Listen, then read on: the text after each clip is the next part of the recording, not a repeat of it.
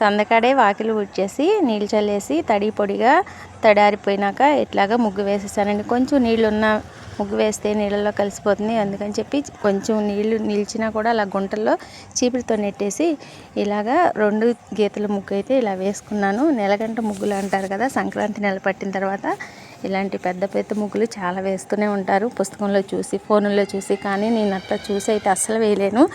నా మనసుకి ముగ్గు వేసేటప్పుడు ఎలా తోస్తే అలాగే వేసేస్తూ ఉంటానండి. ఈ ముగ్గుల్లో పసుపు కుంకుమ రంగులు కూడా వేస్తే చాలా బాగుంటుంది. నిండుకున్నాయి, ఇంకా రేపు వంటని వెళ్ళినప్పుడు తీసుకొస్తా అన్నారు. ఇంకా తీసుకొచ్చిన తర్వాత వేస్తే చాలా బాగుంటుందండి. ఇలాగ వేసుకుంటారండి. ఇంకా మిలికిల ముగ్గులని, లతలు గీతల ముగ్గులని, చుక్కల ముగ్గులని రకరకాలుగా వేస్తూ ఉంటారండి. నాకు కూడా కొంచెం అంత పెద్దగా రాకపోయినా చిన్న చిన్నగా వేస్తూ ఉంటాను. వేసిన ముగ్గు ప్రతిదీ మీకు షేర్ చేస్తూ ఉంటానండి. వీడియో నచ్చితే లైక్ చేసి, షేర్ చేసి, సబ్స్క్రైబ్ చేయండి. మీ అందరికీ పేరు పేరున ధన్యవాదాలు.